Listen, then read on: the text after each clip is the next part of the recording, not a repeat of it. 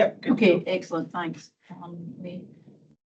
Okay, good. Welcome back. Item 6 then on our agenda today is the joint working agreement to Audit Scotland and Improvement Service. Welcome Blythe and Sarah here to talk to the paper that we've got in front of us. Before I go into that, I just want to confirm that we did change the status of the relationship with the Improvement Service last year, but I think, as you'll see from this paper, that the service at the operational level is very much more aligned and working well. So I'm looking forward to hearing your thoughts on the paper. So over to you both. Thank you, Chair. Good morning, Commission members. So firstly, delighted to be joined by Sarah Gadsden today, Chief Executive of the Improvement Service, and together we'll present an update on the collaborative work that's been undertaken between Audit Scotland and the Improvement Service over the course of the past year. As Joe's just mentioned, over the last year that the partnership has evolved to focus more on strengthening operational collaboration, and that was with the aim of enhancing practical engagement while also safeguarding the independence of the Commission. So this reflects a decision that was taken in October last year to recalibrate those arrangements, and it's now a joint working agreement rather than a strategic alliance. So the report that's in front of you today highlights positive progress in joint activities and sets out opportunities for further collaboration in the year ahead. We invite the Commission to reflect on the progress update, as well as consider proposals for continued joint working. And very briefly, Chair, just before I conclude in the introduction, I thought it would be helpful also to inform members that Sarah and I will also be presenting this paper to the Improvement Service Board tomorrow, taking advantage of what feels like rare good fortune and timing, but also providing that a really valuable opportunity for us to gather comprehensive feedback from another of our key stakeholders as we look ahead to activities planned for 2026.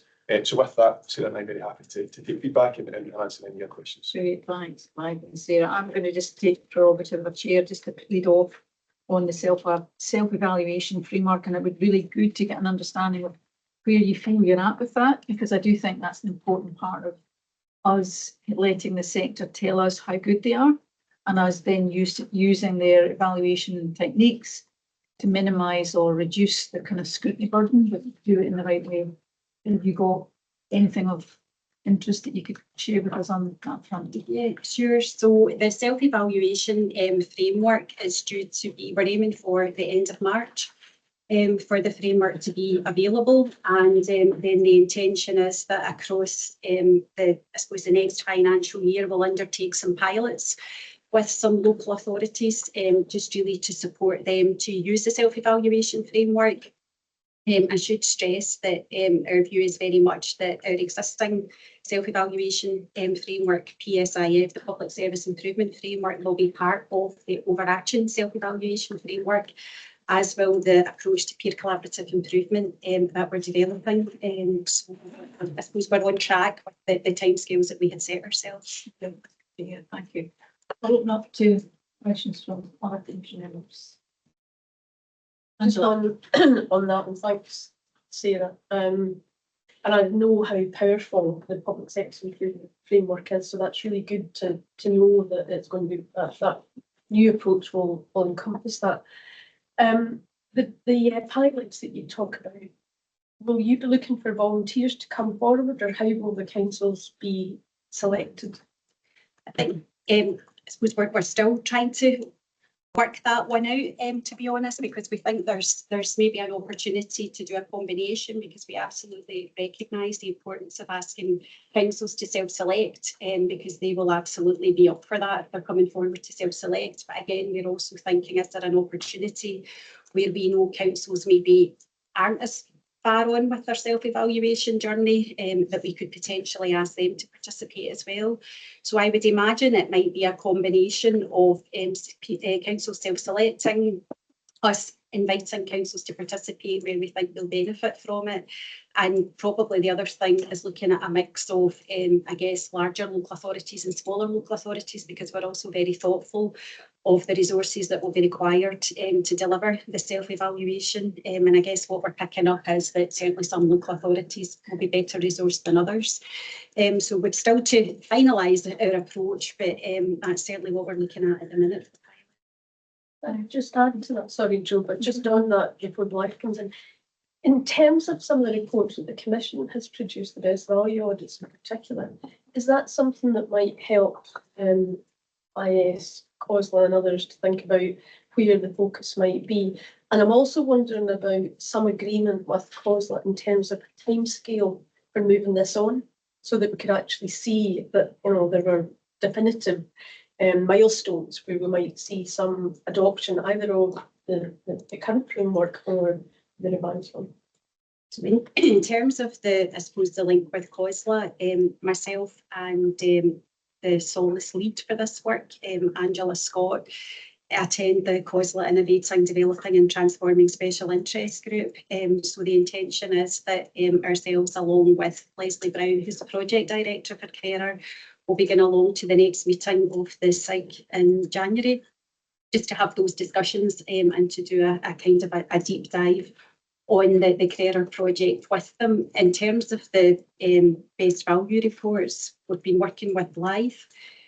So one of the things that we're looking at for one of the pilots for peer collaborative improvement, which will be a key element of the approach to self-evaluation, is looking at the best value thematic report on workforce and using that to identify where we think there would be a local authority that will benefit from some peer support. Yeah, I can add to that. Thanks. That's a really helpful update. So you're absolutely right, Angela. The best value work, I think, will provide a really important pillar of this approach to self-evaluation and how it develops over time. As Sarah's mentioned, the peer collaborative improvement work is one strand of that, but there are also some fairly small-scale pilots just about to kick off in that same regard. So again, focusing on the best value thematic work, working closely with Sarah's team who lead on the PSIF side of things, and almost giving us a chance to assess what difference would a really effective self-assessment make to how we deliver that best value work.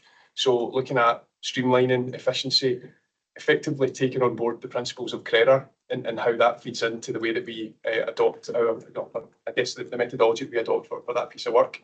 In terms of how those councils are selected, as I say, it's a very small scale pilot at the moment, and that we're focusing on 2 councils, one who uses PSIF well and one who doesn't use it. So again, it gives us a good chance to test the temperature as to what difference does that make, and what can we do to provide that support collectively in terms of getting councils into a good place to meet those the timelines that the Sarah's already set out. I've got a number of questions then. So Mike, Malcolm, Andrew, then Andy. Can I defer? You've got your answer. Excellent. So thank you for that. Thank you. So Andrew, Malcolm. Go ahead, Malcolm, Andrew. I'm looking at one and talking another. Well, thanks, Sarah, and for the reports, really positive, and I think that that there's great strength in working together and trying to drive improvement. I was looking at Appendix 1, and in particular the second element there, which is the hosting of events for elected members. So really just a comment. I mean, I think the proposals for the online webinar sessions are really positive, and I would commend that. I mean, that could be really, really valuable, and particularly in the years ahead as new councils come in. And the second point, and it's really, if you could maybe just say a bit more about the potential opportunity to provide support to elected members and audit committees, because again, I think that's an area that we're foreseeing, through the best value reports, that sometimes could be strengthened. So I just wondered if you can maybe say a bit more about what that might look like in practice and what you're looking to gain from it. Yeah, thanks, Malcolm. So firstly, on the elected member webinars, this is something that it's been part of the process in previous years, and it sort of fell away last year just on the basis that there were quite a lot of other networks that we were engaging with at a point in time, particularly on transformation, given that there was a really strong focus on officer involvement at that point in time. However, we recognise that there's loads of value to be gained from engagement with elected members, particularly on some of the really strong and serious messages that are flowing through from the Commission's work on finances. So for us, it's a really valuable opportunity to engage directly with elected members that we don't necessarily get through the national work. Now, of course, there is that engagement that takes place at a local level, but it gives us a chance to test out some of those messages in what are essentially small breakout groups and take some of that feedback and then use that to shape how we target our work going forward. So again, that's something that we're really keen to reinvigorate. And I guess the infrastructure and framework is there, and there's a really successful model that we can adopt to take that forward. So plans are already underway with Sarah's team in terms of setting that up post-publication of the financial bulletin in January, as well as the budgets output in June. Now, one other thing to mention in that regard, and it does link to your second question, one of the areas that we've tried to enhance the financial bulletin with this year is the inclusion of an elected member checklist. So again, this is something that's been produced in previous years, essentially setting out the questions that we think elected members should be asking of officers based on what the report is telling us. So we see that as being a valuable tool in terms of improving scrutiny and making sure that officers are able to provide the responses to give members assurances to the situation at a local level and how the national report translates to them.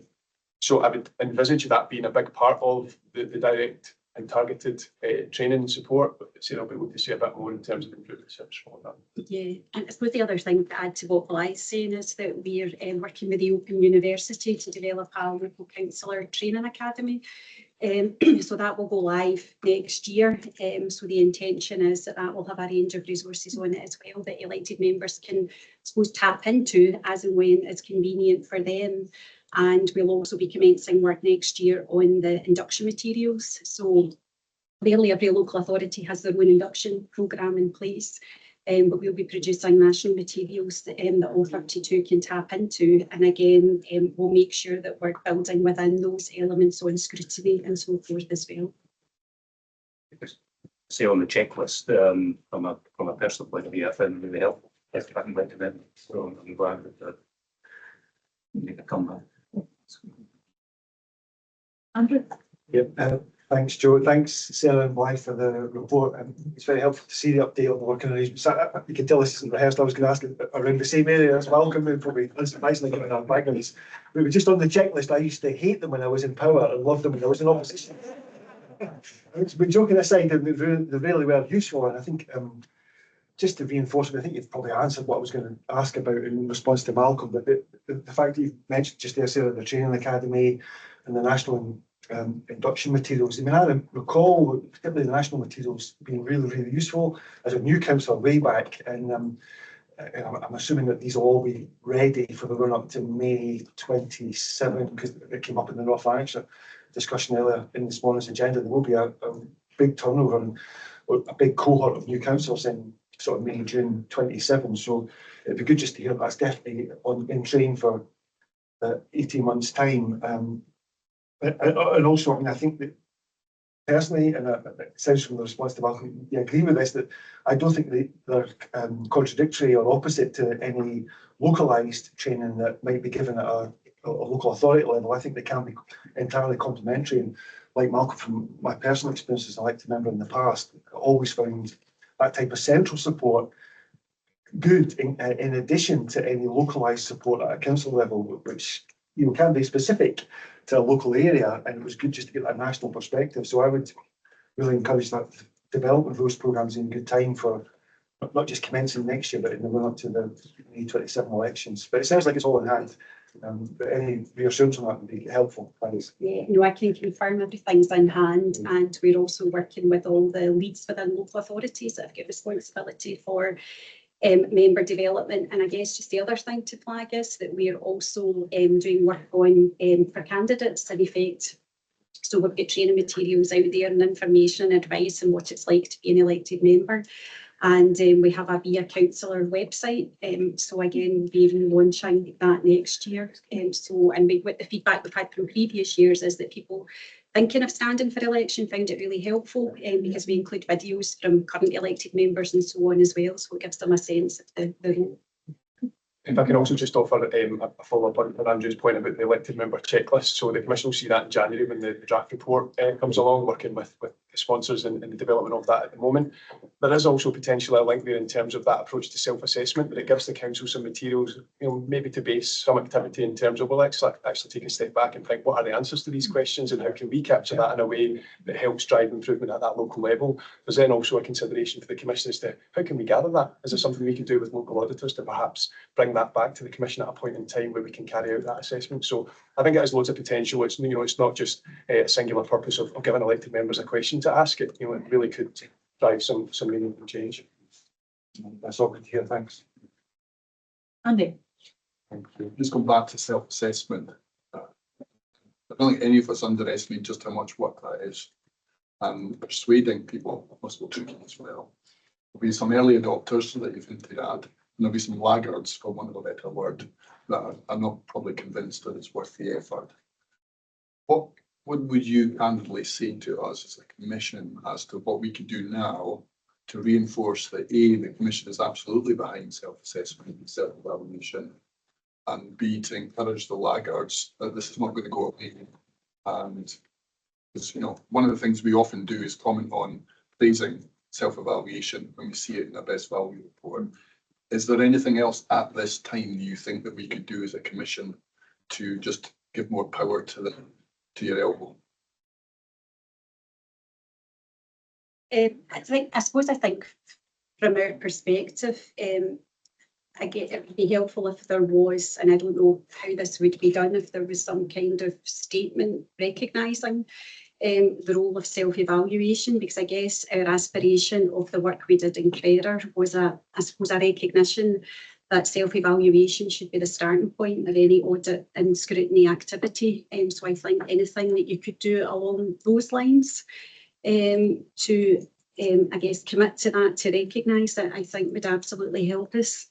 I mean, the example I use is that when I was involved in self-evaluation way back, and I always remember when the Best Value 2 guidance came out, and it said, you know, there was an expectation local authorities would undertake self-evaluation as part of Best Value 2. Our phone became like a hotline, and everybody wanted to sign up to the Public Service Improvement Framework. So I think anything you can do to reinforce the messaging around about the importance that it will be taken into account as part of audit activity, it will be the starting point, I think would be a huge help. To us, but absolutely recognise I suppose it's a cultural issue as well. And I guess what we try and get across is that, you know, you shouldn't just be doing this because somebody's telling you should be doing it. We should be doing this because we want that sector-led improvement approach and that continuous improvement culture. Sometimes you can't change attitudes, but you can change behaviour. I think there's also something, Andy, about the carrot in terms of what does it mean? What difference is it actually going to make? And I think there is a recognition within the sector for the scrutiny bodies to take a step back, then councils need to take a step forward. So achieving that consistency, that rigour, that gives us the assurance that actually, you know, we can rely on it. I think at the moment there is probably a fairly mixed picture in terms of effectiveness of self-evaluation and hence the project. So it feels like that's a really fundamental part of the kind of next steps.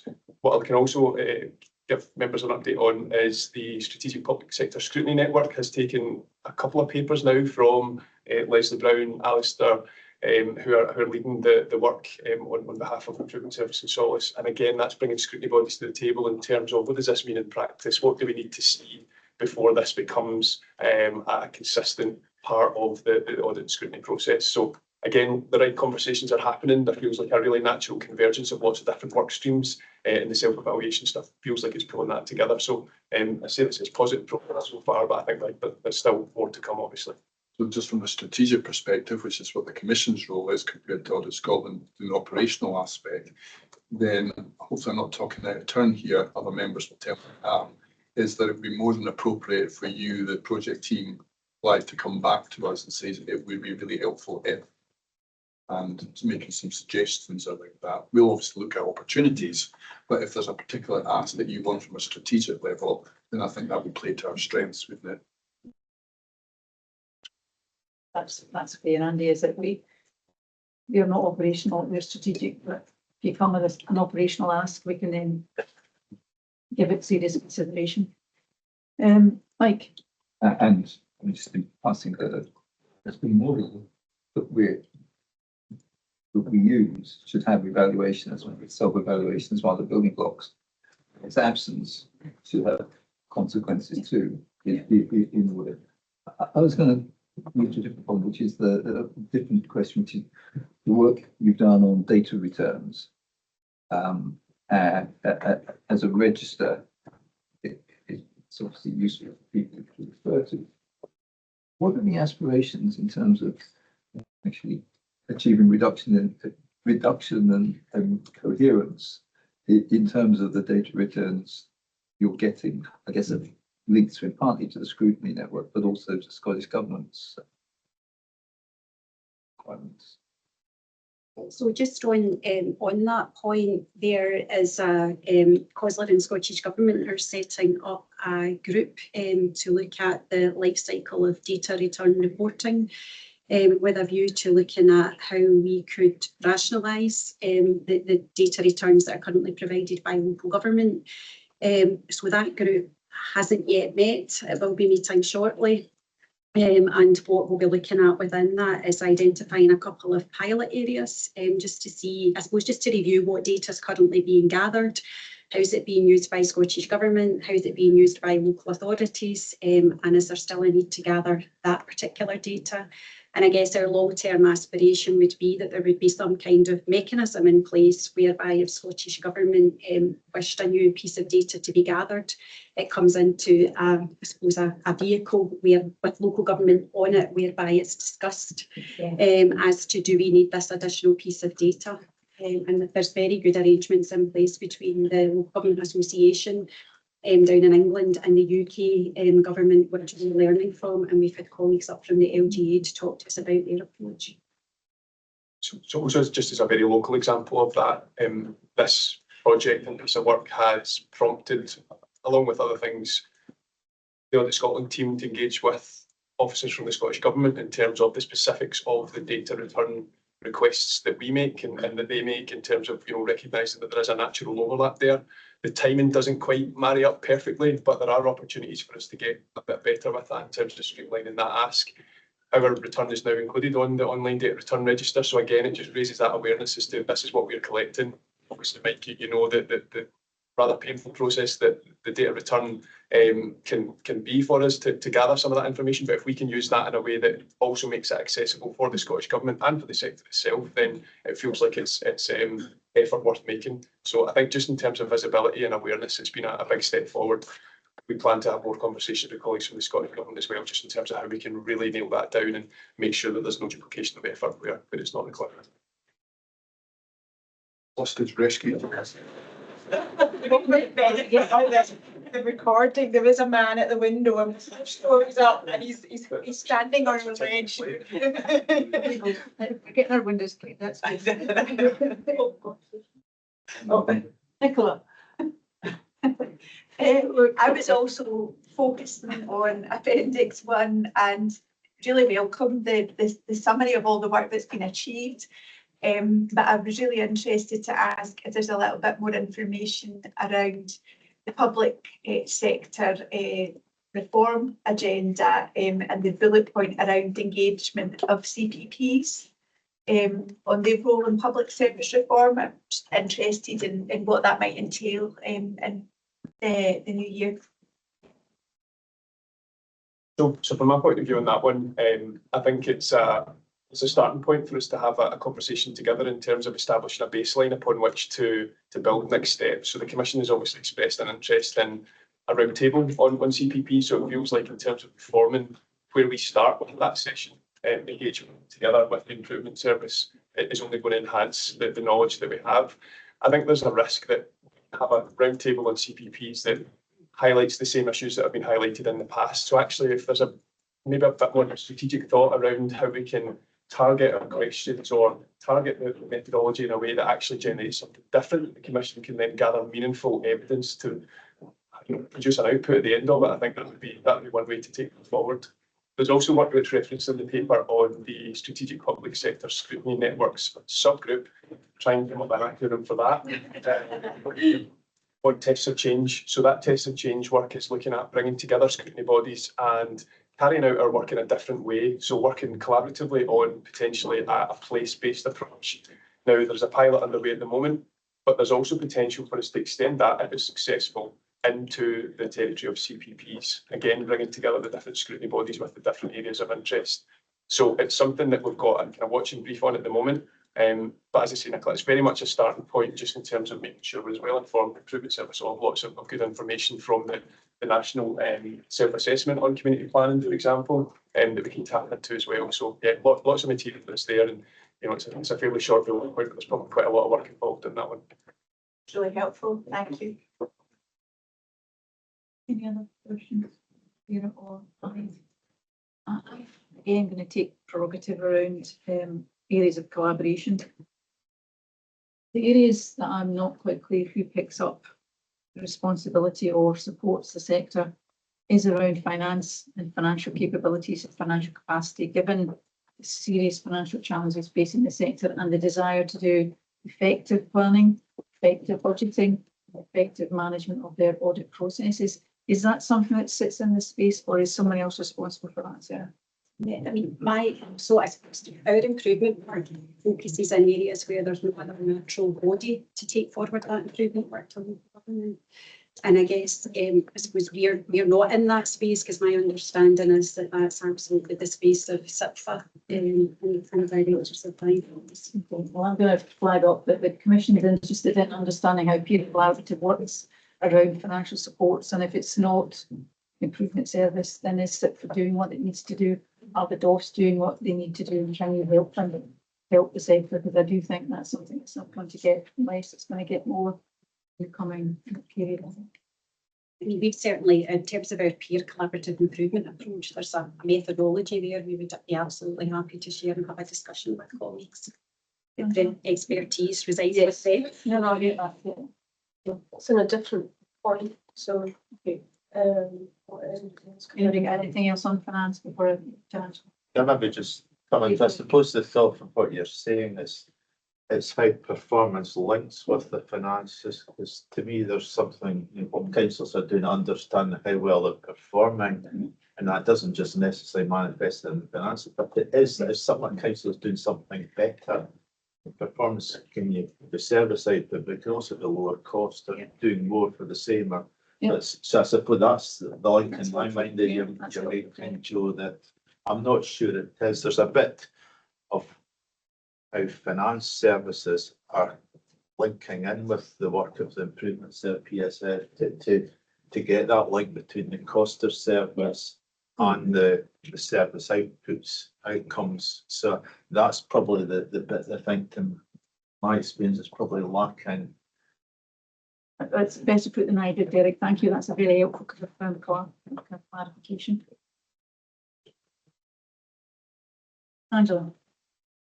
So just on another issue, Sarah in particular, I'm interested, quite a few of the councils are now putting forward their budget proposals for next year, albeit that they'll revise those, because the Scottish budget hasn't been set.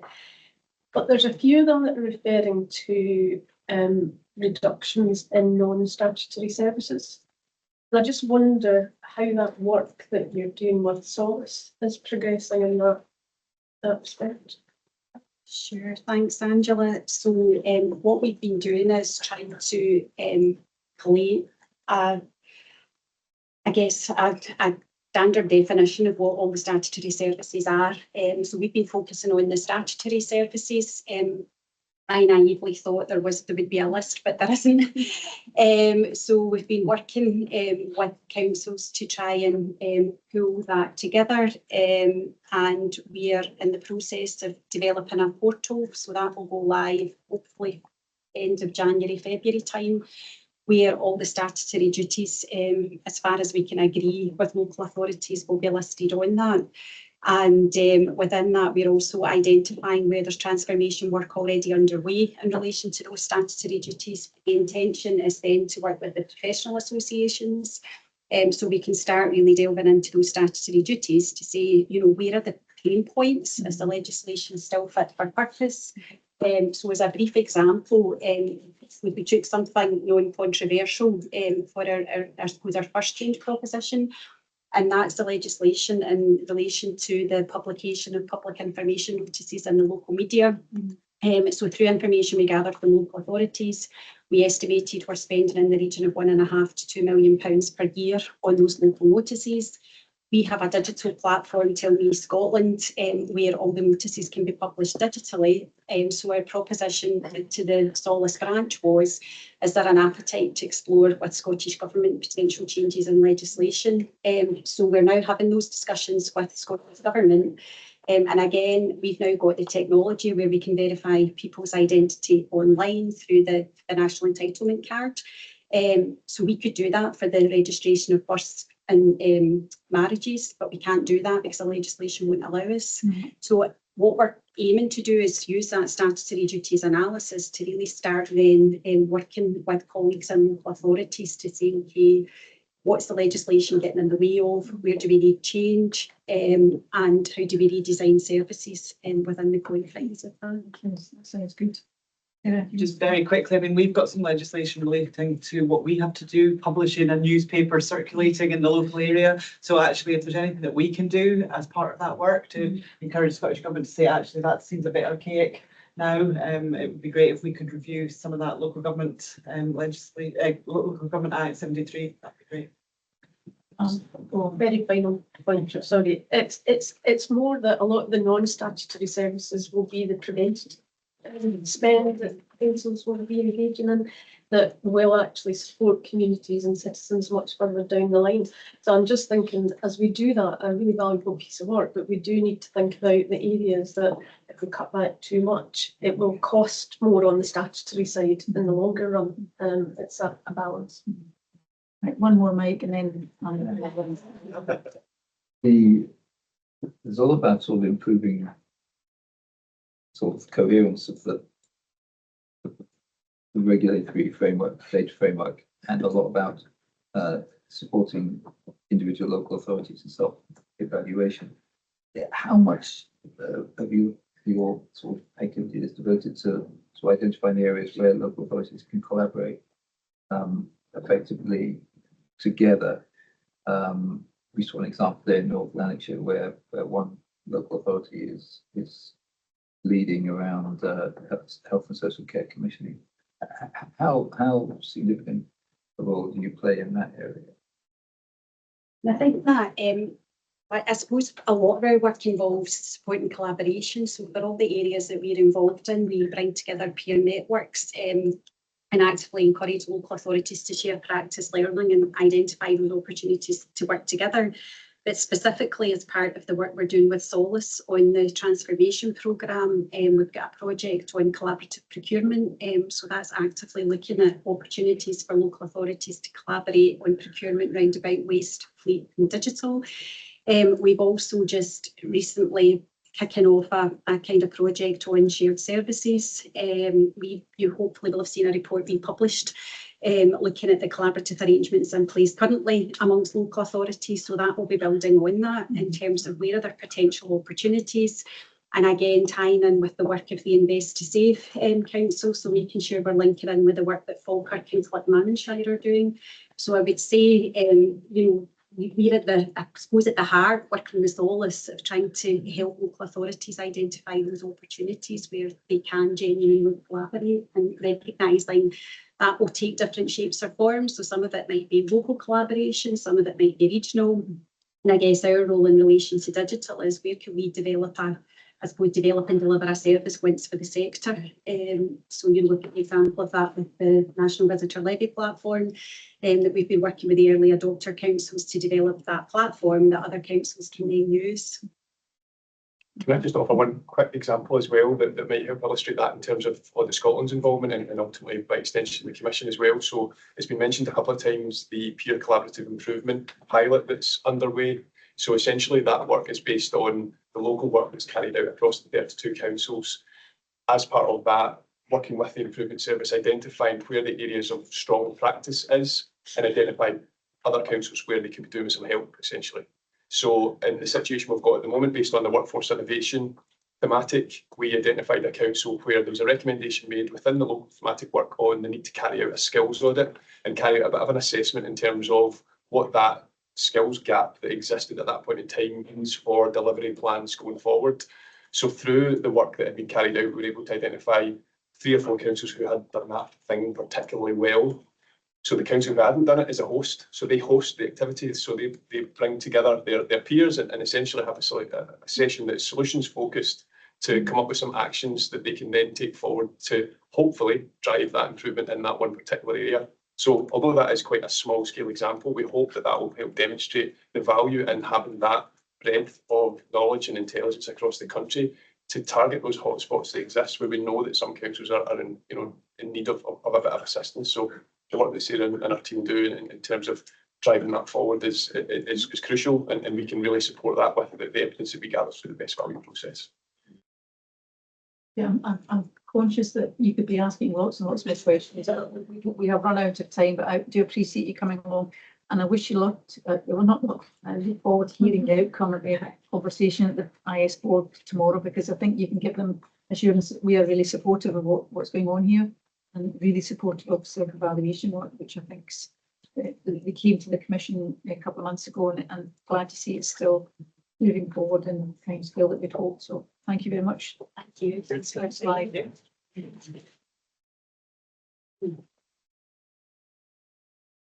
To item 7, which is the local government policy update. Joel.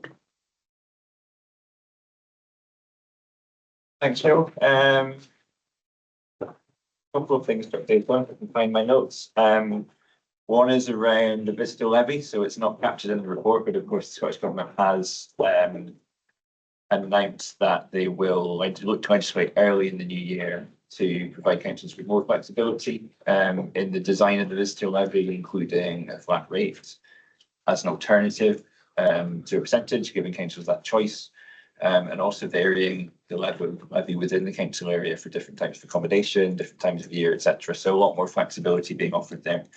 Of course, those who have already set out to implement or agree to implement visitor levy will need to obviously consider how they incorporate the changes to legislation in the fullness of time. So it's something, again, I'll keep an eye on, but I think that albeit perhaps better late than never, to amend the way that the visitor levy legislation is set up, giving councils the increased flexibility seemed to be an interesting and a positive development. The one other thing I wanted to update members on is actually that the policy update reports, or an amended version of them, are now being shared with stakeholders in local government. So we're sharing with Solace, with COSLA, with Directors of Finance, with the Improvement Service, and with the LGBF board, taking out sections around the media coverage of Commission reports and mentions of the Commission, but otherwise putting out the same substantive contents. We think that that's quite a useful sort of collation of information of relevant issues to them, and we've had a very positive response to that already, and actually 1 or 2 queries coming in on things, suggestions for things to cover. One in particular was around looking at the Auditor General's recent report on taxes, and looking at how that has implications for local government, directly or indirectly. So that's something I'll look at for the next update as well, and of course might come up in the discussion with the Auditor General in the private session later on. So just a couple of updates from me. Happy to take any questions as ever. Again, Joe, I really to the force. Thank you for that. Questions for Joe? Angela? So more a comment than anything, but again, there is a stack in here, Joe. It's a really, really good report. So thank you. It's everything that's going on in local government at a glance. So useful. It was more a comment on the education one, on the proposal to reduce contact time to support teachers' workload, or them addressing the workload. And I just wonder if in our deliberations in the future, we might think about looking at what options are looked at in addition to doing more of the same and taking the very skill set that we need in the classroom to impart knowledge and learning, whether there are other options that are looked at, particularly looking at international comparisons. So it's maybe something that we just keep on and on. And I think it's something we probably will pick up in our It seems to feed into the scoping for for school education, either for this piece or for come into a future piece of work. Thank you. Christine. Sorry, Carol, then Christine. So I echo what Angela says. I always find this very useful, and one of the weeds I actually quite look forward to reading it. Which does sound a bit nerdy, but never mind. The one I was going to ask about is in paragraph 7. It says Aberdeen Council is cutting educational related services, including additional support for learning. And considering we had our report earlier this year on the fact that that is so crucial and it's underfunded already, what, have you seen any reaction to that? You know, what's their rationale for what seems like a very gung-ho approach to something that's already in the public domain and would seem like a counterintuitive thing to do? I think it's worth clarifying perhaps that that's one of a particularly wide range in Aberdeen's case of options that they have put into consultation. Okay. And that consultation is kind of designed to gauge the public mood about what priorities are. And I'm fairly certain they're not the only ones to make proposals for cuts to sort of auxiliary education services, secondary sort of support services around education, as opposed to those which they're statutorily required to provide. So yes, it's a long way, I think, from putting those proposals in place. But of course, as with any council, they're looking at a budget gap if they don't take any action, and having to consider some difficult options in education and other areas. So yeah, just a case of setting out, these are some options that we're looking at. These are perhaps the kind of level of saving that they might make, contribution to cutting the budget or filling the budget gap they might make. So yes, obviously a lot to still happen on that case in terms of what comes out of the consultation, implications from the Scottish budget when it's announced, and then ultimately the budget setting process when it comes in the new year.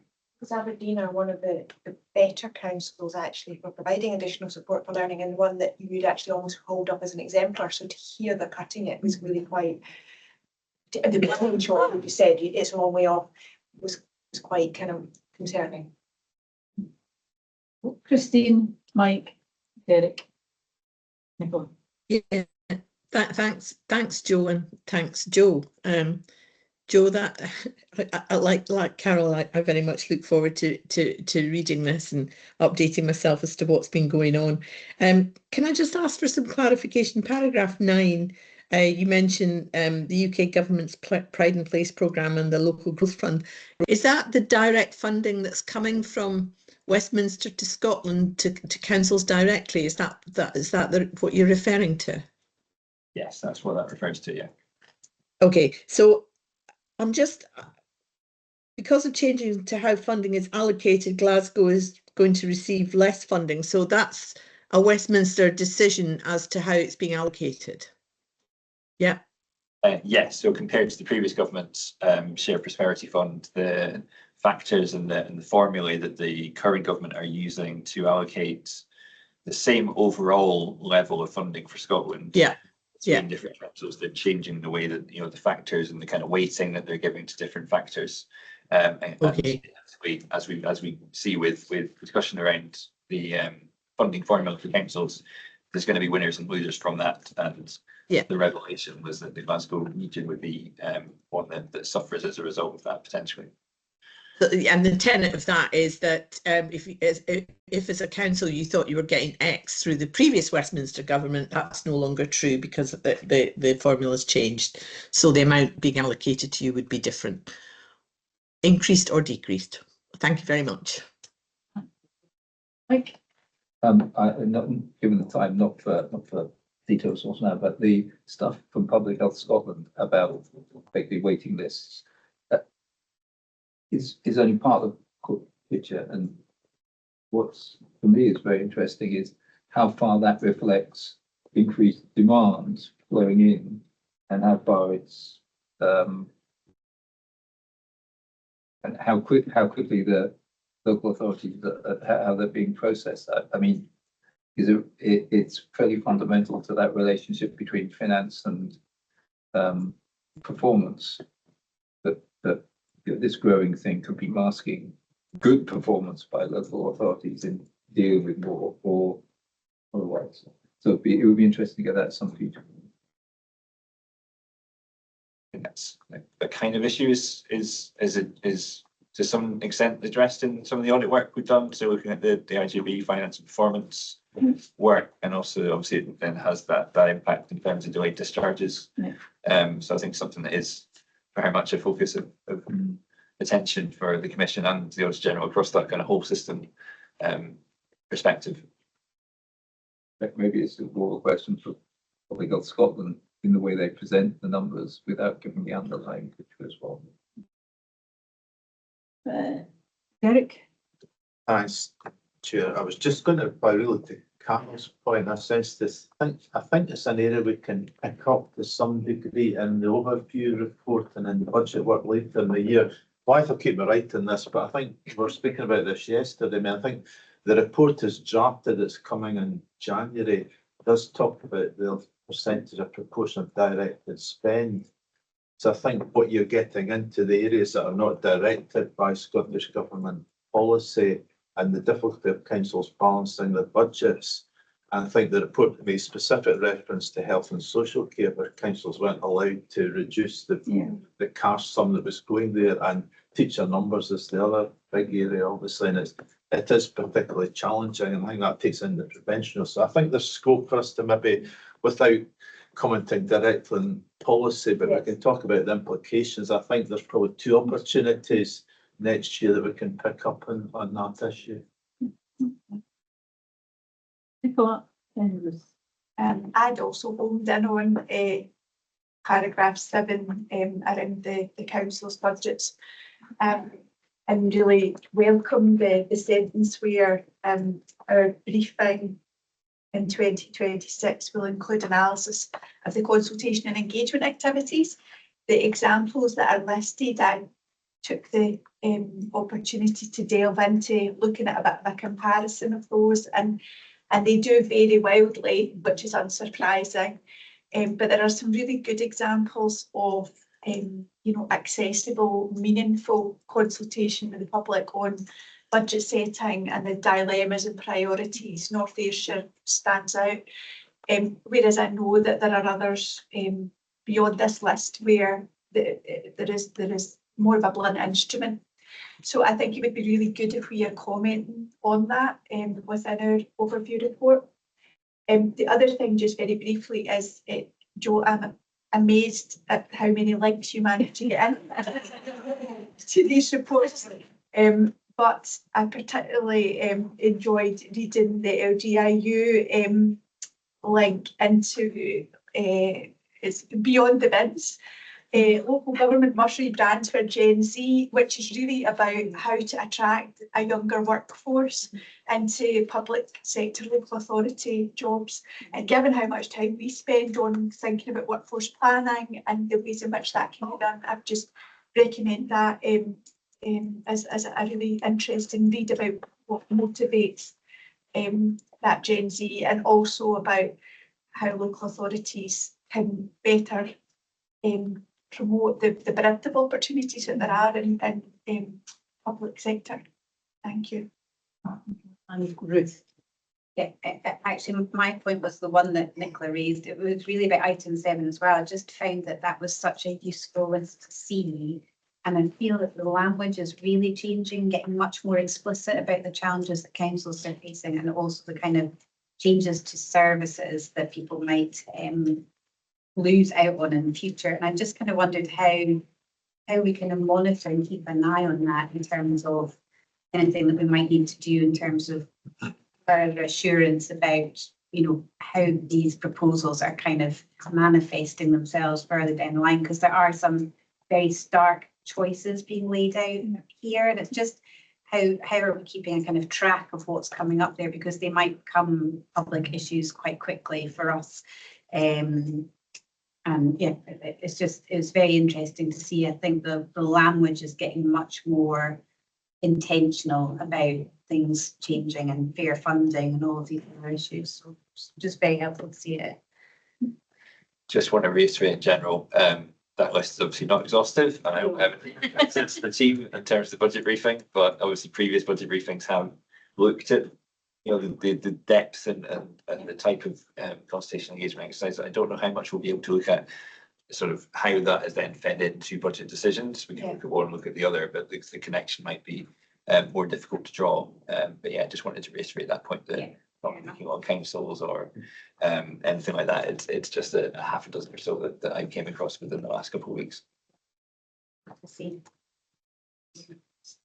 Cause and effect, really, really difficult to assign, so difficult to be able to manage that bit. But I think it's clearly signalling, as you say, Joe, the kind of intent is being made clearer, so that consultation exercises are becoming more pointed that will engage people in a different way, hopefully. And the outcome of that, well, we will see. I'm not sure quite how we'll get through to budgeting, but hopefully it is informing the budgeting process. I'm conscious again of time. If there are no other questions, I do thanks again, Joe, for a really helpful report. I'm glad to see others outside of the commission also value it too, which is good. Moving quickly then on to Chair's update. I'm happy to take questions, but I think most of the issues are relatively at my diary rather than much more. I'm happy to take questions on it.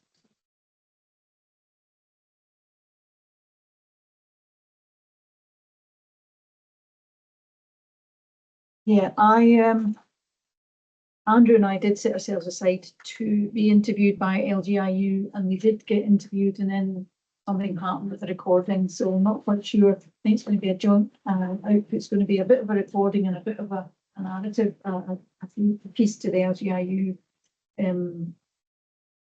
website. So it was useful, but it was more about how better are we than England and Wales? No, we're not. We're just different, and to at least try and explain the differences. I did go to the Ethical Standards Commission webinar, which was a useful one of understanding what issues and concerns they may or may not have about public appointments. And the interesting thing for me was, if we are involved in a recruitment process, which clearly we are, we can actually drive more of it than perhaps we thought we did have. So that was a good outcome from that. And the letter that I sent to Deloitte did trigger a discussion. Deloitte wanted to have a session explaining what their approach has been to their inputs and their restructuring of their teams around the various audits, which was a constructive discussion. And one hopes it will create the right dynamic to push some of these audits forward to the timescale that is what we want.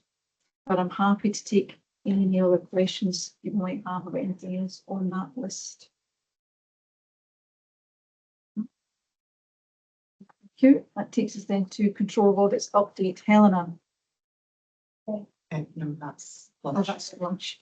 We're at lunch. I'm looking the gun. We're at end of any other public sector, public session business. Anything else they want to raise? On that basis, we can stop the recording.